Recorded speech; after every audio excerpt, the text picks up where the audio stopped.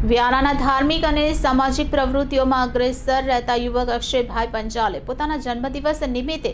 જનસેવા માટે રક્તદાન કેમ્પનું આયોજન કરી 35 યુનિટ રક્તદાન કરાવ્યું હતું, જેમાં તાપી ડીવાયએસપીએ પણ રક્તદાન કરી યુવાઓને પ્રેરણા પૂરી પાડી હતી।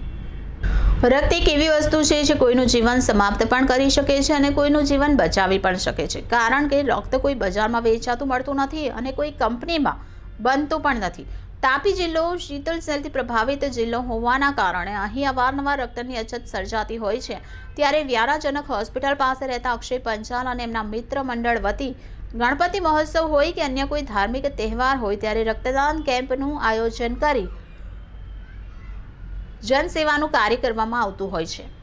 પરંતુ આજ રોજ 1 જાન્યુઆરી 2025ના દિવસે પોતાના જન્મદિવસ નિમિત્તે અક્ષયભાઈ પંચાલે રક્તદાન કેમ્પનું આયોજન કર્યું હતું, ત્યારે એમના મિત્ર મંડળના 35 જેટલા યુવકોએ રક્તદાન કર્યું હતું, જેમાં તાપી જિલ્લાના નાયબ પોલીસ અધિક્ષક શ્રી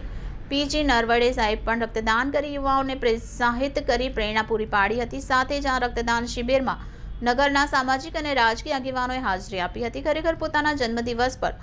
10-12 કેક કાપી એકબીજા પર કોલ્ડ ડ્રિંક ઉડાવી ફેસબુક અને ઇન્સ્ટાગ્રામ પર રીલ્સ મૂકી પોતે ઘણા ફેમસ છે એવું બતાવતા પ્રયત્ન કરતા યુવકો માટે આ પ્રમાણે ઉજવેલ જન્મદિવસ પ્રેરણાદાયક બની રહેશે, એમાં કોઈ શંકાને સ્થાન નથી અને હિન્દુ ધર્મ નિસ્વાર્થ સેવા અને સમર્પણમાં માને છે એ વાતને આ સનાતન યુવકે સાચી સાબિત કરી બતાવી હતી। Reporter Bindeshwari Shah, city gold news, Tapi.